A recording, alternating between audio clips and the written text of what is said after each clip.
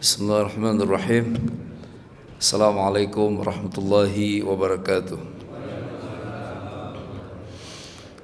Alhamdulillah rabbil alamin wa bihi nasta'inu ala umuri dunya waddin. Wassalatu wassalamu ala asyrafil anbiya'i wal mursalin wa ala alihi wa ashabihi ajma'in. Amma ba'd. Ikhwatal iman, jamaah subuh yang dimuliakan Allah Subhanahu wa taala. Fali anfusihim yamhadun, ya. Ayat dibaca oleh imam kita tadi di rakaat pertama. Dia orang yang berbuat baik itu orang yang mempersiapkan persiapan yang sebaik-baiknya untuk dirinya sebenarnya. Yamhadun itu kita nyebutnya hari ini tamhid i'dad, kayak anak-anak yang masuk Lipia atau sekolah ke Arab, ada persiapan, kelas persiapan. Jadi kalau nggak masuk kelas persiapan nanti kagok sampai ke akhirat, panik, nggak punya bekal apa-apa. Nah kita sekarang ini sedang dalam rangka itu bersiap-siap, rahimakumullah. Makin baik persiapannya, mudah-mudahan insya Allah makin lancar proses di akhiratnya. Karena Allah itu ala kulli syai'in qadir. Ya, di penghujung ayat yang dibaca oleh imam kita tadi di rakaat pertama, ya, Allah berkuasa atas segala sesuatu. Bukan kita, bukan siapa-siapa, tapi Allah.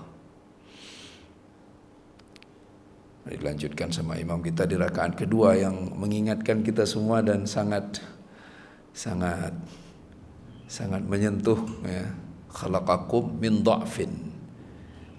Allah menciptakan kamu dari keadaan lemah.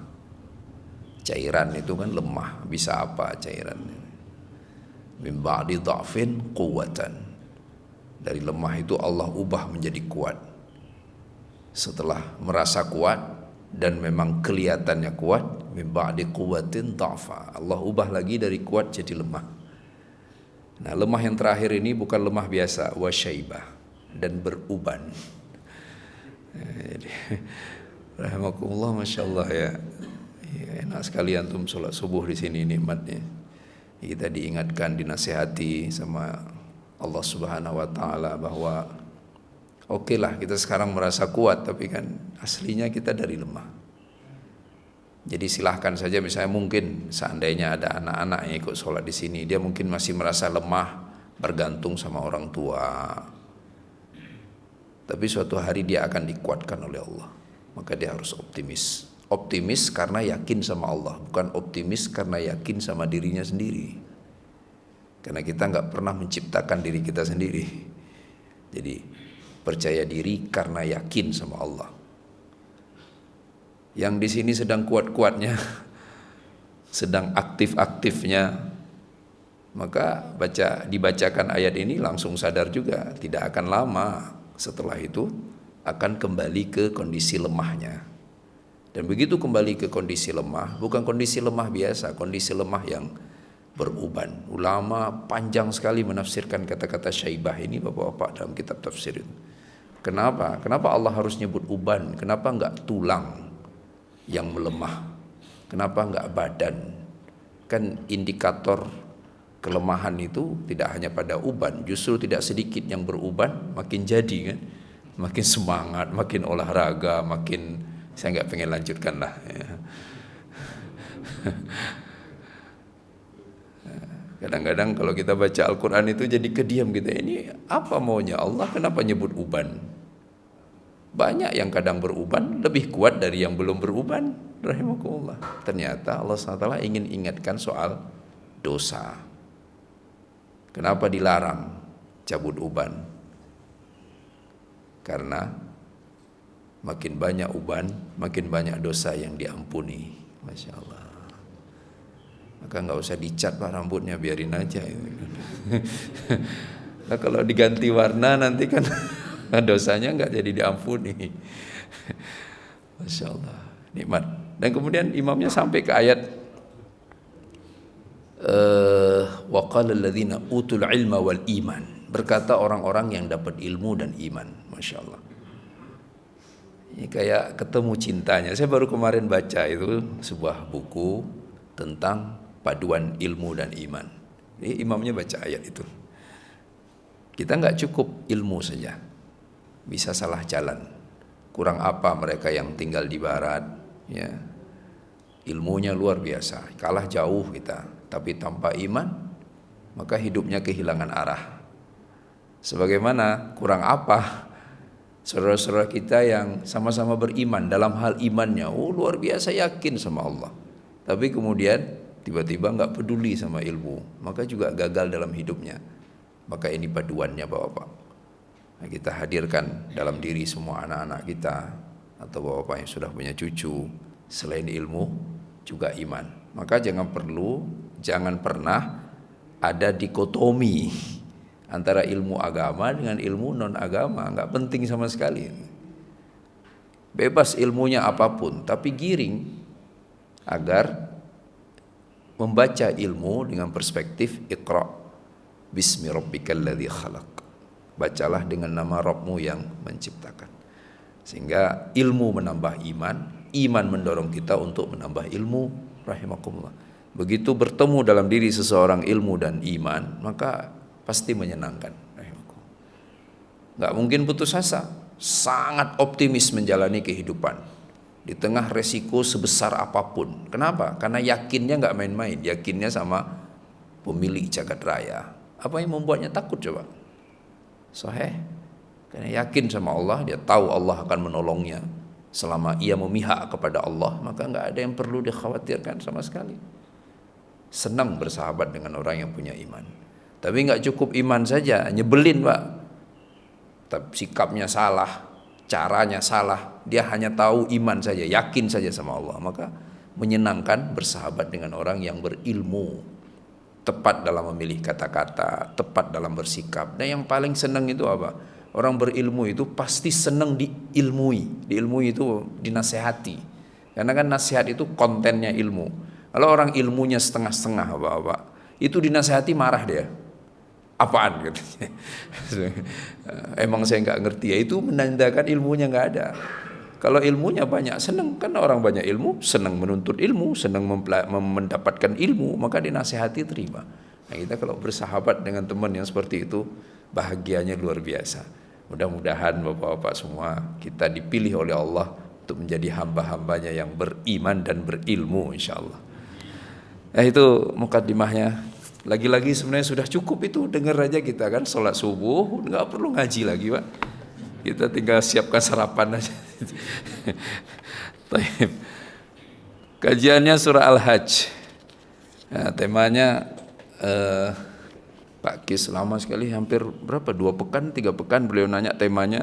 Saya belum sempat kirim. Karena kalau belum saya baca semuanya suratnya, belum dibaca pelan-pelan, nggak berani ngirim tema. Karena kan bapak-bapak kita ngajinya singkat. Jadi apa isu utama dalam surat? Dan itu kadang-kadang saya perlu waktu untuk ini. Ya kalau kita lihat nama surat Al-Hajj, ya udah pasti isu utamanya haji. Tapi detail perkara haji ternyata bukan hanya di dalam surah Al-Hajj kan, Al-Baqarah juga ya kan? Iya, ada detail perkara haji dan juga ada disinggung oleh Allah di dalam surat-surat yang lainnya. Nah, berarti ada isu yang secara khusus Allah ingin angkat, Allah ingin sampaikan melalui surah Al-Hajj. Apa itu? Hakikat perintah pelaksanaan haji. Ada apa sebenarnya? Kenapa sampai harus ritualnya selama itu kan? Rahimakumullah. Kan lama sekali kalau kita berpuasa, start dari sahur sampai berbuka itu cuma berapa jam Bapak? 14 jam ya. Rata-ratanya begitulah ya, kecuali di negara tertentu ya. Tapi haji begitu kita berihram mungkin cuma 14 jam saja, nggak cukup kan, rahimakumullah, nggak cukup, bisa berjam-jam kita, masya Allah. Apalagi yang berihram di udara misalnya, yang pesawatnya landing di Jeddah dan langsung menuju Mekah, kemudian tawaf dan sebagainya, yang mengambil ifrad ya. Yang tamattu saja nggak cukup 14 jam, rahimakumullah. Ya, wukuf di Arafah dan seterusnya, Mina, Musdalifah, Mina, tawaf ifadah, baru kemudian tahallul. Ritualnya panjang. Udah gitu banyak sekali yang perlu dilakukan. Jadi ibadah, kalau kata orang sekarang, dengan kompleksitas tinggi, itu haji, Bapak-bapak. Saking kompleksnya persoalan haji, sampai-sampai Allah perlu menurunkan ayat di dalam Al-Quran, walillahi 'alan nasi hijjul bait man istata'a ilaihi sabila. Yang mampu ajalah, kata Allah. Kenapa nggak ada ayat begitu untuk sholat, untuk puasa, untuk zakat? Karena emang nggak sekompleks haji. Semua aspek dituntut. Kesehatan, keamanan, makanan, semuanya rahimakumullah. Misalnya kita ingin tinjau aspek keamanan saja, ternyata nggak cukup sekedar di tanah suci aman kan? Di negeri tempat kita, di negeri asal kita pun harus aman. Kalau nggak aman maka tidak disyariatkan. Misalnya kita lagi, wala'iyadzubillah, orang saudara kita dari negara-negara yang berkonflik perang, mereka nggak ada kewajiban haji untuk mereka. Sudah aman di negeri asal, aman di tanah suci, nggak aman di perjalanan, nggak juga memenuhi syarat harus haji. 3 aspek keamanan. Udah gitu, ulama tambahkan lagi, aman anak istri seandainya ia berangkat sendirian. Jadi kalau begitu ditinggal anak dan istrinya nggak aman, nggak ada yang melindungi, nggak ada yang jaga, maka dia juga nggak perlu berangkat haji. Segitunya rahimakumullah. Belum lagi hampir nggak ada jenis ibadah, dan memang faktanya begitu. Semua jenis ibadah ada di dalam pelaksanaan manasik haji. Sahih, ada puasanya, ada nyembelihnya, ada tawafnya, ada sa'inya, ada sholatnya, ada wukufnya, ada baca Qur'annya, ada berdoanya. Apa coba Bapak? Jenis ibadah yang nggak ada di dalam ibadah haji. Berbaginya ada. Lah kurban itu begitu disembelih kemudian diperintahkan untuk berbagi kan? Ya. Al-hadiyu, ada pelaksanaan dendanya, siap kita menerima sanksi seandainya yang dipilih adalah tamattu. Ya salah. Itu ibadah haji. Maka kita pengen tahu ini ada apa sebenarnya tentang ibadah haji ini. Ya, nah kita ketemukan jawabannya di dalam surat ini yang tadi temanya disampaikan oleh MC, manasik untuk menghindarkan diri kita dari syirik. Manasik melawan syirik. Manasik itu ibadah, ya, ritual ibadah, melawan syirik. Dalilnya, kalau bawa mushaf silakan dibuka surat Al-Hajj. Kita mulai dari ayat 25. Masya Allah. Ini seandainya ada lampu yang agak terang di sini. Ya. Nggak apa-apa. Ini mata saya aja udah nggak beres ini. Ya. Innal ladzina kafaru, a'udzubillahi minasyaitonir rajim. Innal ladzina kafaru wa yasudduna an sabilillahi wal masjidil haram. Ya. Alladzi ja'alnahu lin-nasi sawa'anil 'akifu fihi wal bad. Wa man yurid fihi bi ilhadin bi dzulmin nudhiqhu min adzabin alim. Ya, sungguhnya orang-orang yang kafir dan melarang, menghalang-halangi orang lain dari jalan Allah dan Masjidil Haram yang kami sudah sediakan itu untuk semuanya.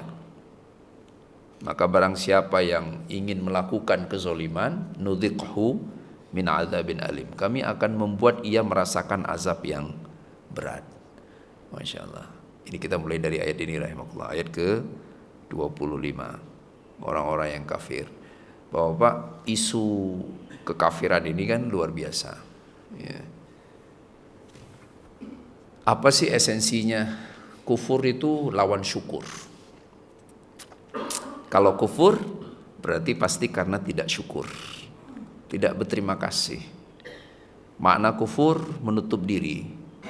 Jadi makna kufur itu jika dikaitkan dengan syukur, orang yang tidak mau mengaku bahwa apa yang ia dapatkan adalah pemberian dari pihak lain, maka ia tidak mau berterima kasih. Ya, jadi ujungnya kufur, orang kufur mulai dari tidak mau mengaku, tidak mau mengakui ujungnya pasti tidak mau berterima kasih. Ya, normal kan? Kalau kita merasa tidak pernah dibaiki oleh seseorang, terus ngapain kita harus berbaik sama yang bersangkutan atau mengucapkan kata-kata terima kasih, kan nggak perlu. Makanya agar tidak kufur, perintahnya selalu sadari. Bunyi ayatnya dalam Al-Quran atau kata-kata yang Allah gunakan dalam Al-Quran, tadabbur, itu kan banyak sekali dengan beragam varian bentukan kata itu. Afala yatadabbarun, apakah mereka tidak melihat? Apakah tadi di antara ayat itu dibaca siru fil ard, lakukan perjalanan di muka bumi ini. Itu dalam rangka apa? Dalam rangka membangun kesadaran bahwa sumbernya Allah, bukan diri kita, bukan sahabat, bukan teman, bukan bumi, bukan langit, bukan gunung, bukan lautan, bukan apapun, tapi Allah. Begitu sadar sampai kepada sumber semuanya, segala-galanya dari Allah, barulah kita tergerak untuk berterima kasih, berubah dari status kufur menuju status syukur. Nah sekarang innalladzina kafaru wa yasudduna an sabilillah, dan kemudian mencegah, melarang, menghalang-halangi, merintangi orang-orang dari jalan Allah. Ternyata pengingkaran kepada Allah tidak hanya berdampak kepada dirinya, pengingkaran atas nikmat. Jadi nggak percaya bahwa sumber nikmat adalah Allah. Bukan hanya ia yang nggak mau berterima kasih, tapi bahwa yang terjadi dia kemudian menghalangi orang lain berterima kasih kepada Allah. Ngapain? Bukan Allah. Ngapain Anda repot-repot? Terjadi kan? Hari ini pun terjadi kita pernah beberapa kali saya pengen sekali mengucapkan terima kasih jazakallah khairan kepada seseorang, terus dilarang sama teman, katanya antum ngapain, bukan dari beliau itu, masjid itu bukan beliau yang bangun misalnya, pesantren itu bukan milik beliau, ngapain terima kasihnya ke beliau, ini nih orang yang bangunnya, ini penyumbang terbesarnya. Sahih. Bahkan mungkin kita pernah berada pada posisi itu, ngingetin saudara kita, kok terima kasih, bukan, ini beliau loh yang nyediain. Sahih. Maka semuanya fitrah, natural sekali. Jadi kenapa orang kafir yang berangkat dari kufur tiba-tiba melarang orang untuk menyembah Allah, melarang orang di jalan Allah? Karena memang mereka melihat Allah nggak punya peran dalam hidup ini. Allah nggak memberikan apa-apa, maka ngapain ke Allah? Masya Allah. Maka kita ketika menghadapi situasi ini, bukan kemudian harus segera marah-marah, Pak. Tapi kita cari cara bagaimana nyadarkan orang ini, meyakinkan bahwa ini dari Allah loh. Gimana sih Anda? Kasih tahu, Pak. Ini dari Allah. Kenapa saya sebegitunya pengen ke Baitullah, pengen haji? Karena ini hidup saya dari Allah. Saya pengen terima kasih sama pihak yang memberikan semua kenikmatan dalam hidup saya ini. Saya nggak sedang nyiksa diri ketika pulang tengah malam tetap bangun dini hari, sholat malam, qiyamul lail, nyalain kendaraan, saya ke masjid. Itu saya tidak sedang menyiksa diri tapi saya sedang ingin berterima kasih. Semalam saya pulang, saya melihat kecelakaan. Orang itu meninggal, nggak pernah sampai ke rumahnya. Saya diselamatkan Allah, padahal kecepatan kendaraan saya lebih cepat dari yang bersangkutan. Yang bersangkutan nggak lagi tidur dengan istrinya semalam, tapi tidur di ruang IGD dan kemudian dihantarkan ke pemakaman paginya. Saya enggak, saya dipanjangkan umurnya. Sahabat saya yang pulang semalam bareng dari meeting itu, pagi ini kena serangan jantung dan enggak sholat subuh di masjid. Padahal saya lebih gemuk, kolesterol saya lebih tinggi, saya juga punya hipertensi plus diabetes, tapi pagi ini saya bangun segar. Saya bisa sholat nikmat, kepala saya nggak puyeng, kaki saya kuat menopang tubuh saya. Kenapa saya nggak boleh terima kasih sama pihak yang memberi saya hidup ini? Itu kan yang perlu kita ucapkan, rahimakumullah. Ucapkan itu. Jangan hanya sekedar beribadah. Sampaikan aja. Kenapa segitunya? Karena sebegitu baiknya Allah sama kita. Saya ingin berterima kasih. Persis sebagaimana yang diucapkan oleh Rasulullah Sallallahu Alaihi Wasallam kepada Aisyah. Sama kan pertanyaannya, bahkan istri Nabi pun merisaukan. Rasulullah, sudahlah, kan sudah diampuni semua dosamu, engkau maksum. kemungkinan dosa yang akan terjadi dari dirimu di masa yang akan datang pun sudah diampuni Allah. Ngapain ya Rasulullah? Selama itu, sebanyak itu jumlah rakaat sholat malam. Nabi cuma menjawab, afala akun abdan syakura. Tidak boleh aku menjadi hamba yang berterima kasih. Masya Allah. Masya Allah rahimakumullah. Jadi bapak-bapak, ini enak sekali ketemu ayat ini. Tinggal nanti bapak misalnya bapak bangun subuh kan, si ibu nggak bangun. Misal, biasanya si ibu-ibu duluan bangun ya kan. Misal ada yang bapak bangun, mungkin istrinya masih muda, bukan istri muda, masih muda misalnya. Bapak kan beda kan gairah beribadahnya. Bapak sudah bangun, sudah siap-siap ke masjid, si ibu masih tidur. Ucapkan kata ini saja, Bu bangun yuk, kita terima kasih sama Allah. Pagi ini kita masih melek, masih hidup, masih bernafas. Rumah kita masih ada, nggak rubuh gara-gara gempa. Sementara di tempat lain ada yang. Panjangkan diskusi itu untuk menyadarkan betapa semuanya dari Allah, nikmat dari Allah. Akhirnya tergerak kan, ingin terima kasih. Soheh? Iya. Coba bapak perhatikan, kita perhatikan dalam hidup ini. Kenapa kadang-kadang ada orang perlu diingatkan untuk berterima kasih, sementara ada orang nggak perlu diingatkan. Perbedaannya apa yang membuat perbedaan itu? Yang membuat perbedaan adalah besarnya pemberian. Soheh? Ketika diberikan itu sesuatu yang sangat besar untuk yang bersangkutan, spontan, makasih ya, masya Allah, jazakallah, alhamdulillah. Ketika yang diberikan biasa aja, lupa dia untuk terima kasih. Ini terjadi kan rahimakumullah. Nah sekarang Allah, apakah yang diberikan Allah biasa aja? Enggak, semuanya istimewa Pak, pas semuanya, masya Allah. Semuanya nikmat, semuanya besar, semuanya nggak terhitung nilainya, nggak bisa dihargakan. Maka kenapa nggak mau berterima kasih? Ini kita. Jadi kufur itu, ini kita sedang bahas. Innalladzi, apa masalah mereka? Orang-orang yang kufur itu masalahnya awalnya nggak sadar bahwa semua kebahagiaan yang dia dapatkan dalam hidup ini sumbernya Allah. Akhirnya dia nggak merasa harus berterima kasih kepada Allah. Ujungnya dia menghalangi orang-orang. Udah ngapain terima kasih sama Allah? Orang bukan dari Allah kok. Itu yasudduna an sabilillah. Jadi terjadi secara terima. Kita kan perlu tahu akarnya tuh ada di mana masalahnya. Ini orang ngapain sih? Kadang kita bingung kan. Ini orang kan saya nggak ganggu anda. Kok anda ngelarang saya terima kasih sama Allah, beribadah kepada Allah? Nggak taunya dia justru pengen nyelamatin kita. Ya, berawal dari kesalahpahaman, ketidaksadaran dirinya. Tamam.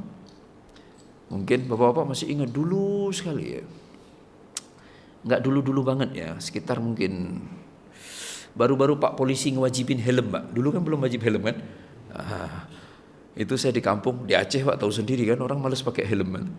Itu obrolannya apa? Kalau pakai helm nanti ente jatuh motor itu kepalanya luka, itu helmnya nggak bisa dibuka kan ini. Terus bisa jadi helmnya kebalik, jadi keputer helmnya, ketutup bagian wajah, diputer akhirnya lehernya patah katanya. Karena nggak ada ilmu. Akhirnya menyalahkan kebenaran. Dan dia begitu yakinnya dengan apa yang diucapkan. Dan merasa pesannya menyelamatkan orang lain. Padahal mencelakakan orang lain. Makanya kenapa kita selalu diingatkan untuk sadar. Agar kita mau belajar dan bisa mendapatkan ilmu yang benar. Dilanjutkan, rahimakumullah. Nah, masih di ayat ini. Wal masjidil haram alladzi ja'alnahu lin-nasi sawa'an al-'akif fihi wal bad. Sama al-'akif fihi wal bad. Masjidil haram untuk semuanya. Tidak hanya untuk kerajaan Saudi Arabia, untuk semuanya, untuk semua orang Islam, baik yang tinggal di sana maupun yang tidak tinggal di sana. Masya Allah. Maka kita nggak perlu datang ke sana merasa seperti pendatang. Kita tamu, iya tamu Allah, duyufur rahman. Tapi itu adalah Baitullah, rumahnya Tuhan kita. Rahimakumullah. Maka itu yang terjadi hari ini kan. Kadang-kadang kita perlu jujur Bapak-bapak, membuat perbandingan sederhana saja. Kadang-kadang kita merasa asing justru di masjid yang dekat sama kita. Kita main Bapak misalnya sholat, enggak masjid ini, masjid lain di luar komplek, ketemu masjid kok kayak asing. Tapi kita ke Baitullah enggak asing kan? Walaupun kita ketemu, yang buat kita agak asing sedikit hanya karena bahasa saja. Ya, penduduk sana bahasanya bahasa Arab. Tapi sisanya kita merasa ini rumah Tuhan kita. Sawaan, sama saja. Maka nggak boleh ada yang sudah bermukim di sana merasa lebih baik. Sebagaimana nggak perlu juga merasa yang datang ke sana merasa lebih buruk. Jadi sama aja. Semua dapat hak untuk menikmati, memanfaatkan Masjidil Haram. Nah, selain itu ulama membahas bapak-bapak bahwa enggak jaminan mentang-mentang rumahnya di sebelah Masjidil Haram, tetanggaan sama Ka'bah, lantas pasti masuk surga. Sawa, sama. Kalau ternyata tidak pernah beribadah, enggak pernah sholat, jauh dari Allah, maka enggak ada makna kedekatannya dengan Masjidil Haram. Terjadi kan hari ini, rahimakumullah. Ya, kita nggak perlu ngungkit-ngungkit aib saudara-saudara kita, tapi faktanya memang seperti itu. Bahkan di mana-mana itu terjadi. Belum tentu yang rumahnya langsung bersebelahan dengan masjid adalah orang yang paling rajin ke masjid. Sahih? Justru yang sering terjadi, justru yang rumahnya agak jauh dari masjid, cuma dengar suara azan saja, nggak bisa melihat bangunan masjidnya, malah rajin datang ke masjid. Sama sebenarnya. Nggak soal kita harus dekat atau kita harus jauh. Nggak soal kita tinggal dekat masjid atau kita tinggal jauh dari masjid. Yang jadi soal adalah apa yang kita lakukan untuk mendekatkan diri kepada Allah Subhanahu wa Ta'ala. Allah Karim. Dan ini terbukti kan, leluasa kan kita beribadah di sana, nggak dibatas-batasi. Oh, kalau sekarang misalnya ada semacam tentatif waktu, pengaturan waktu untuk lontar jamrat dan sebagainya, itu kan hanya untuk mengatur agar tidak terjadi penumpukan jamaah di satu waktu, di satu tempat, untuk menjaga keamanan, keselamatan dan sebagainya. Tapi bukan dalam rangka untuk membatasi soal ini pendatang Anda beda, enggak sama sekali. Makanya kenapa berangkat dari ayat ini juga, rahimakumullah, kemudian di negara-negara Islam itu banyak sebenarnya suara di mana mereka menginginkan agar kalau bisa Masjidil Haram dan Masjid Nabawi, khususnya Mekah itu dikelola bersama. Banyak yang walaupun dalam sejarahnya ya siapa yang kemudian di sana ya mereka yang mengelolanya, sejarahnya kan seperti itu kan, dan itu nggak soal sama sekali, nggak jadi masalah sama sekali. Tapi mulai bermunculan suara-suara yang kenapa kita nggak bareng-bareng aja ya, misalnya bagian DKM Masjidil Haram misalnya, oh ada perwakilan dari Indonesia berapa orang, perwakilan dari negara lain dan sebagainya. Ini berangkat juga dari ayat ini. Berikutnya rahimakumullah, nah yang melakukan itu menginginkan kezaliman, nudzikhu min adzabin alim. Mereka pasti akan, ayatnya masya Allah itu bayangkan, nudzikhu adzaqahu itu artinya membuat ia merasakan azab, min adzabin alim. Artinya apa Pak?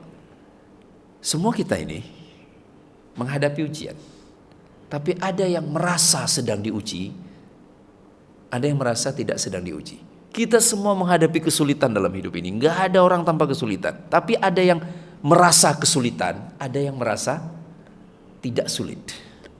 Masya Allah. Nudzikhu, kami buat ia merasakan azab. Makanya ini sinkron dengan ayat Bapak baca di surat apa itu? Al-Qiyamah ya kan?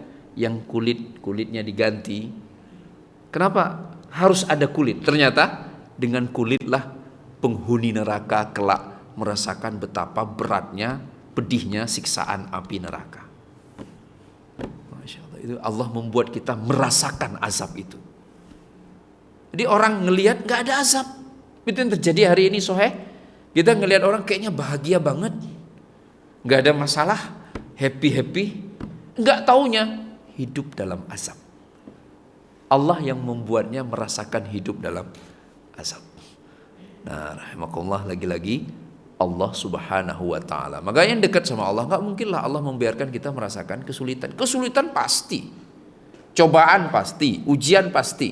Tapi yang menentukan siapa yang harus benar-benar merasa sulit itu adalah Allah Subhanahu wa Ta'ala. Rumit kan? Unik hidup ini Soheh. Hal yang sama, contoh yang paling mudah saja perjalanan Bapak. Perjalanan yang sama, dengan tantangan yang sama dong. Orang kendaraannya sama, rutenya sama. Tapi yang satu bahagia, yang satu sengsara. Nudzikhu, Allah biarkan ia merasakan kesulitan. Padahal kan masalahnya sama, tantangannya sama. Kenapa yang satu menghadapi tantangan yang sama, masalah yang sama, tapi ia tetap bisa bahagia? Ia merasa itu nggak masalah, itu bukan apa-apa. Tapi yang satu merasa itu masalah besar. Masya Allah. Maka jawabannya hanya kedekatan sama Allah Subhanahu wa Ta'ala. Itu yang membuat perbedaan besar di dalam hidup ini. Nah, di dalam konteks ayat ini, mereka yang sudahlah tidak mau bersyukur, menganggap sumber nikmat bukan Allah, lantas apa yang dilakukannya? Menghalangi orang lain untuk berjalan di atas jalan Allah, menghalangi orang lain untuk menunaikan ibadah haji ke Baitullah. Ini PR besar ini. Mudah-mudahan suatu hari semua yang dapat amanah untuk mengurusi pelaksanaan ibadah haji bisa melaksanakannya sebaik-baiknya, rahimakumullah. Karena berat sekali kalau lihat ayat ini kan. Nudzikhu, ya udah. Mungkin berpuluh tahun atau mungkin sepanjang karir amanah yang diemban adalah mengurusi pelaksanaan ibadah haji. Harusnya kan idealnya pahalanya numpuk banyak banget. Lah melancarkan orang beribadah, bayangkan. Tapi kok begitu berhenti, kelihatan susah sekali hidupnya. Ada banyak masalahnya. Nggak taunya ini yang terjadi, rahimakumullah. Dulu diurusi iya, tapi dalam tanda kutip dan seterusnya. Kita lanjutkan. Ini baru kajian ayat yang pertama. Nah, sekarang kita langsung sampai kepada isu kita. Wa id bawwa'na li Ibrahim makanal bait alla tusyrik bi syai'a. Dan ketika bawa'a yubawi itu kami siapkan untuk Ibrahim makanal bait, tempat membangun Ka'bah. Makanal bait alla tusyrik bi syai'a, agar engkau tidak menyekutukanku dengan apapun. Ka'bah dibangun tujuan utamanya, hakikatnya agar umat manusia berhenti menyembah selain Allah. Maka ada simbol zahir di muka bumi yang selalu bisa dilihat. Ini loh Baitullah. Allah tusyrik billah. Sehingga rahimakumullah, akhirnya ukuran kualitas haji seseorang dilihat dari seberapa jauh ia dari perbuatan syirik. Ini kan rahimakumullah. Ini yang jadi soal nih sekarang ini. Masa yang jauh-jauh lah. Pulang dari haji, nggak ada soal sebenarnya dengan tasbih kan? Nggak ada soal dengan ceret yang buat nuang air zam-zam itu. Dari zaman dulu kan terkenal itu. Bapak masih ingat? Kalau haji sekarang kayaknya udah nggak begitu kan? Zaman dulu ya Pak ya, buat ceret. Itu kan nggak ada masalah sama sekali kan? Oleh-oleh, suatu keunikan. Tapi yang jadi soal apa? Nggak taunya muncul perasaan kalau minum dari air yang dituang dari ceret ini ada keberkahan katanya. Tasbih nggak ada soal kan? Silahkan aja orang itu buat menghitung zikir kita kan, boleh hitung pakai jari, ruas jari, boleh hitung pakai kayu-kayu kecil, boleh hitung pakai apa saja boleh dihitung. Tasbih salah satu alatnya, nggak ada masalah. Tapi nggak taunya tiba-tiba begitu sampai di sini pulang dari haji, apa perasaannya? Hilang tasbihnya. Astagfirullah. Jadi nggak berkah zikir saya. Karena nggak pakai tasbih yang dibawa dari tanah suci. Itu terjadi,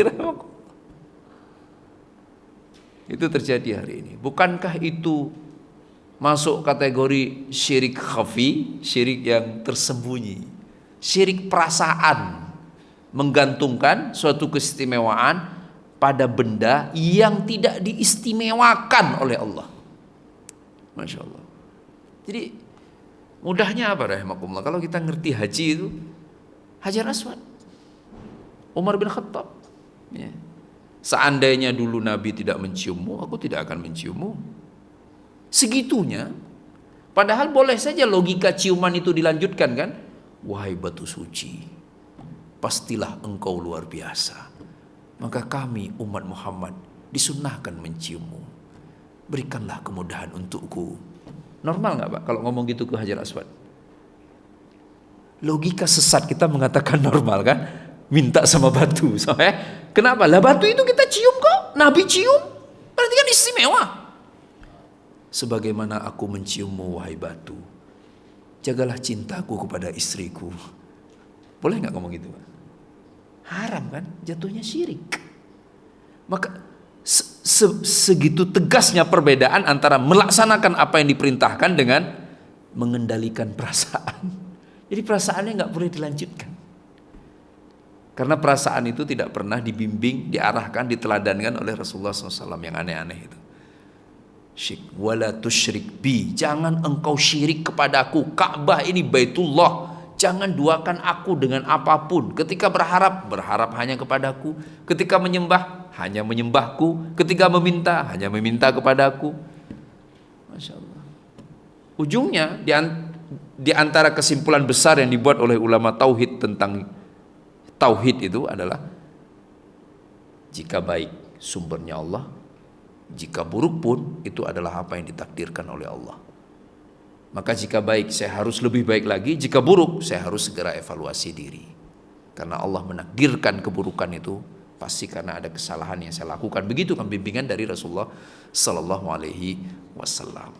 Ya, jadi rahimakumullah, inilah dalil utama, ya, intisari kenapa kemudian tema pada hari ini haji manasik melawan syirik. Ya, yang terjadi nggak begitu kadang-kadang kan, pulang haji malah menjadi tokoh kemusyrikan. Beliau yang pimpin pelepasan sesajenan ke lautan, ngirim ke laut, Pak Haji katanya. Nauzubillah, itu terjadi hari ini. Kita mau bangun masjid, beliau yang menasihati itu, jangan lupa sembelih dulu kerbau, nanti tanam kepalanya. Dia ada di sini begitu, Bang. Ada tempat lain ada. Itu Pak Haji yang diundang itu.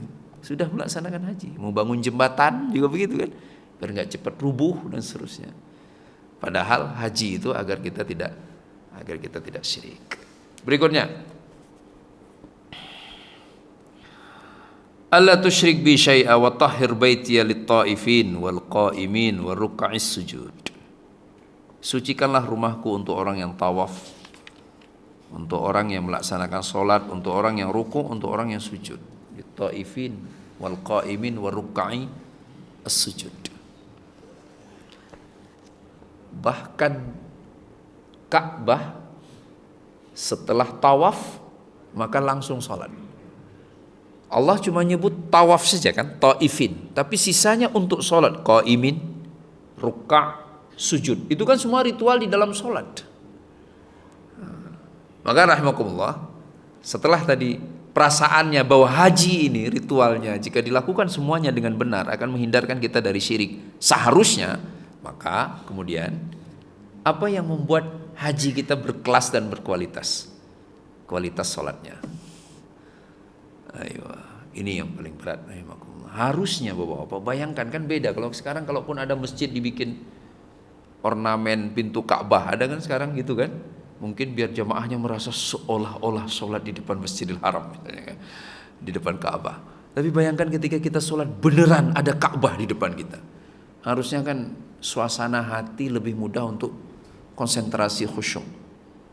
Tapi kadang-kadang nggak terjadi, apalagi di era sekarang ini kan. Dia sebelum sholat, sebelum takbir, apa yang dilakukannya? Dia nyalakan HP-nya, live YouTube, Pak. Dia taruh di depan, habis itu dia sholat.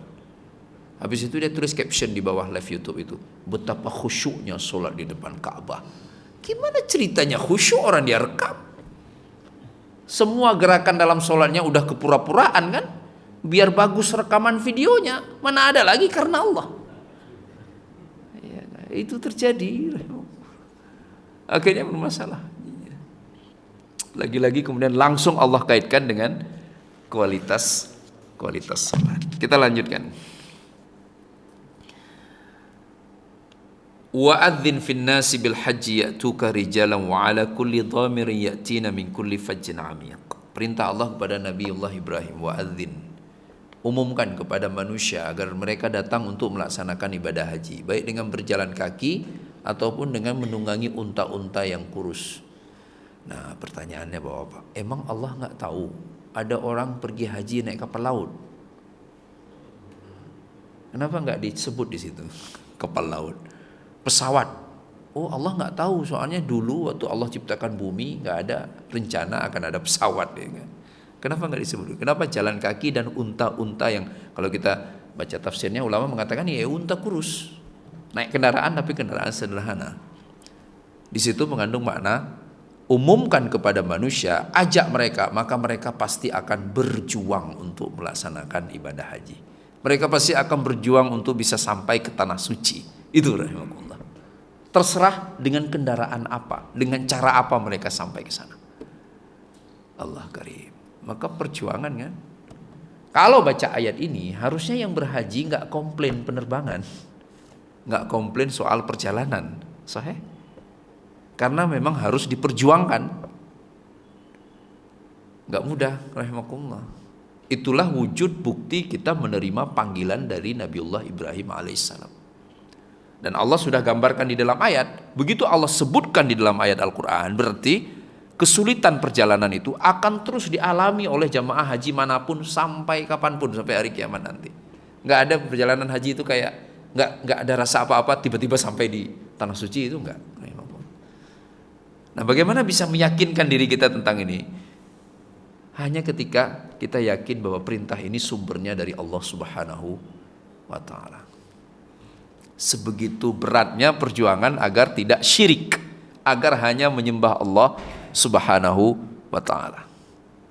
Kan ini perkara urusan konsentrasi kan Bapak, yang pernah kita bahas sebelumnya. Model sederhana dari pemaknaan ini kayak orang datang ke masjid, Pak. Sholat dia, sholat subuh. Tapi kan sebelum sholat subuh wudu kan. Sebelum wudu mungkin ke kamar kecil, wudu, sholat subuh.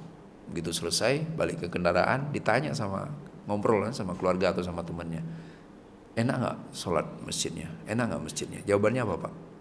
Toiletnya jorok. Dia tadi mampir mau ke masjid apa mau ke toilet? Masjid kan? Kok komentarnya toiletnya nggak bersih? Sahih rahimakumullah. Itu terjadi kan? Itu banyak kan orang sholat di mana? Ada lagi komentarnya apa? Jamaahnya kebanyakan. Lagi kalau kita di rest area kan, berhenti pas zuhur misalnya, sholat, masya Allah, wudu itu. Begitu selesai sholat ngobrol, nggak enak sholatnya, banyak orang, kita dilangkahi dan sebagainya. Kenapa? Coba perhatikan Bapak. Kita nggak mau berkomentar tentang kualitas sholat kita sendiri. Tadi saya nggak khusyuk ya. Kok kehalau mikirin yang lain-lain? Jarang kan Pak kalau kita tanya, orang habis sholat kita bareng-bareng sama teman, tadi gimana sholatnya? Terus pada ngomong gini, alhamdulillah saya khusyuk, nggak kepikirin macem-macem, bisa fokus. Jarang sekali nemu jawaban itu kan. Jawabannya apa? Kalaupun ngucapin alhamdulillah apa? Karpetnya enak banget. Iya kan? AC-nya adem kayak masjid antum ini kan. Iya, toiletnya bersih kan antum ini. Alhamdulillah nggak ada kurang kan. Orang kesini pasti komentarnya positif. Tapi walau positif sekalipun, ternyata itu nggak positif dalam perspektif sholat. Nggak ada kaitannya sama sholatnya. Kan kita nanya bagaimana tadi sholatnya? Iya, harusnya jawabannya apa rahimakumullah? Alhamdulillah, tadi saya khusyuk banget. Dari takbir sampai salam nggak kepikiran apapun yang lain. Harusnya kan jawab, tapi hampir nggak nemu kita sahabat kita jawab begitu Pak. Kita juga kadang nggak begitu kan? Iya, ya salam. Ini masalah kita rahimakumullah. Itu perjalanan haji itu. Begitu orang hilang fokus bahwa ini dalam rangka mengagungkan Allah, maka pulang haji kita duduk sama beliau, kita ngobrol soal kenikmatan ibadahnya nggak lebih 3 menit. Sisanya ngomongin apa Pak? Ya Allah Ustaz, saya sarapan susah, hotelnya nggak enak Ustaz, desak-desakan. Cerita masalahnya sejam Pak. Ada lagi, beliau positif. Wah, positif nih. Ceritanya hal yang positif aja. Tapi juga nggak kaitannya sama ibadah. Apa aja Pak spesial? Alhamdulillah, saya dibimbing Allah dipilihkan bis yang nyaman. Terus kalau bis nyaman, hajinya sempurna, mabrur. Nggak ada hubungan kan? Alhamdulillah saya dipilihkan Allah, hotel enak banget. Saya di Arafah enak, di Mina enak. Terus ibadahnya gimana? Itu terjadi bapak-bapak sama kita. Halus sekali, masya Allah bapak-bapak. Haji itu momentum terbaik atau daurah terbaik untuk melatih kualitas tauhid. Enggak syirik, enggak menduakan Allah dengan perhatian apapun, perasaan apapun. Di perasaannya fokus Allah aja. Itu haji ujiannya Bapak-bapak. Maka kenapa? Haji mabrur balasannya langsung jannah. Bukankah yang dalam hatinya ada iman pasti masuk jannah, ya kan? Haji mabrur momentum terbaik untuk membersihkan semua sisa-sisa syirik yang ada dalam diri kita. Karena kita udah nggak peduli panas, nggak peduli makanan, nggak peduli lelah, nggak peduli lelah kan bapak-bapak pakai ihram, gimana nggak lelah? Lelah, rahimakumullah, nggak leluasa, nggak boleh pakai pakaian berjahit, ya, salah batal ihramnya. Lelah sekali berpakaiannya, lelah, ritualnya lelah. Udah gitu Allah pilih. Emangnya itu bukan skenario Allah? Emangnya terjadi dengan sini? Boleh saja kan? Sangat boleh. Allah pilihkan titik lokasi Ka'bah itu misalnya deket-deket kutub, Pak. Maka haji kapanpun pasti adem, bener gak? Boleh kan? Ya, misalnya Allah pilih titik bangunan Ka'bah itu di Siberia. Pernah panas Pak di sana? Nggak ada kayaknya kan? Dingin terus kan? Ayo, enak kita berhaji. Orang berhaji malah bawa jaket. Nikmat, nyaman. Begitu pakai ihram tinggal pakai aja ihram yang tebel kan? Beli yang tebel, oh nyaman bawa. Tapi nggak Allah pilihkan negeri di mana panasnya lebih terasa dibandingkan dinginnya. Ya salam. Karena memang Allah pengen nguji kualitas konsentrasi kita. Bisa nggak dalam kondisi berat itu kita masih hanya mikir ridho Allah. Kita masih hanya mikir Allah. Kan terjadi lah aku. Dorong apa? Orang tuanya kan duduk terus dorong. Harusnya kan pelan rahimakumullah. Oh kalau mau ngebut jangan menzolimi orang lain. Tapi mentang-mentang merasa ini orang tua saya kurang sehat ini saya harus tolong, harus bantu. Dibunyi mulutnya gitu. Biar orang semua minggir. Terus ada orang yang nggak dengar, nggak buru-buru minggir, ketabrak Pak di sininya nih. Di belakang kakinya sampai berdarah-darah. Itu kejadian rahimakumullah. Masya Allah. La tusyrik bi, jangan engkau sekutukan aku dengan apapun. Kalau kita kembali ke ayat berikutnya, nanti Allah mulai jelaskan kesulitan yang dihadapi itu apa saja. Maka nggak mudah kalau ada orang bilang alhamdulillah saya nggak mungkin syirik, itu terlalu sombong rahimakumullah. Memang dia nggak nyembah patung, nggak nyembah pohon, nggak nyembah berhala, nggak nyembah apapun, tapi nggak taunya hatinya selalu dikuasai oleh hal selain Allah Subhanahu wa taala. Harusnya hati jamaah haji itu isinya hanya Allah saja. Pulang dari masjid kesiangan, nggak dapat sarapan, nggak habis ya? Oh, alhamdulillah. Tadi saya nikmat sekali salat subuh, nggak apa-apa. Kan luar biasa rahimakumullah kalau seperti itu. Terakhir Bapak-bapak, satu ayat lagi.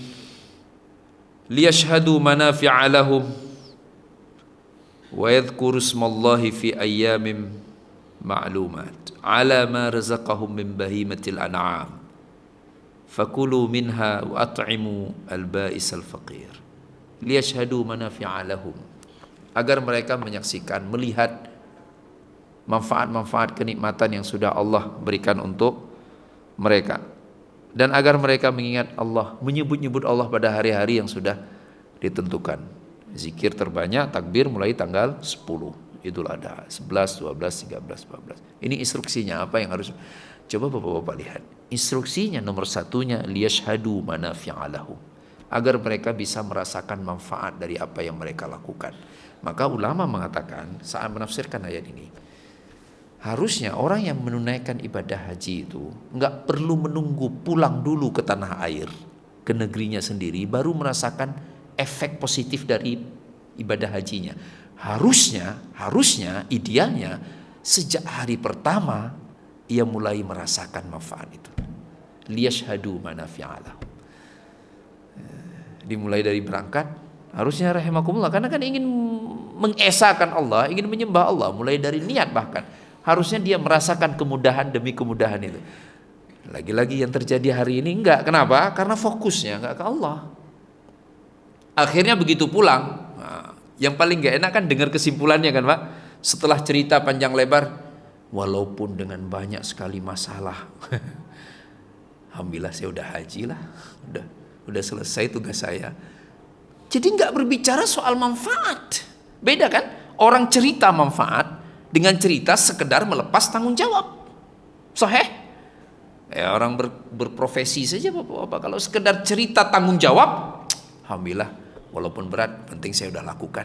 Tapi orang cerita manfaat nggak begitu kan ngomongnya. Alhamdulillah, manfaatnya ternyata luar biasa. Tantangannya nggak ada apa-apanya lah. Saya bahagia sekali. Ceritanya beda rahimakumullah harusnya. Karena liyashhadu manafi'alahum. Mulai merasakan manfaatnya, hatinya mulai makin bersih. Ia mulai lebih mudah mengingat Allah. Rasa keterpanggilannya untuk ke masjid mulai lebih menguat dan sebagainya. Rasa sayangnya, kemudahan untuk memberi maaf dan sebagainya. Itu kan kenapa kan? La fala rafatha wala fusuqa wala jidal. Bagi sebagian orang ini berat sekali, ini harus menjaga lisan. Padahal kalau dia merasakan manfaat dari jaga lisan, maka kemudian hari-hari berikutnya langsung menjadi mudah untuk menjaga lisan. Wa yadhkuru smallahi fi ayyamin ma'lumat ala ma razaqahum min bahimatil an'am. Mengingat Allah, berzikir atas apa yang Allah berikan untuk mereka dari hewan ternak, dari rezeki yang banyak. Itu ibadah haji rahimakumullah. Berzikir ini yang kita mulai tadi di awal. Kenapa sanggup untuk beribadah dalam kondisi yang berat? Karena sadar sumber nikmat adalah Allah, dan beribadah cara terbaik untuk berterima kasih kepada Allah. Jadi tanpa sadar bahwa nikmat itu sumbernya Allah, kita pasti akan malas beribadah. Kalaupun beribadah, pasti ibadahnya asal-asalan.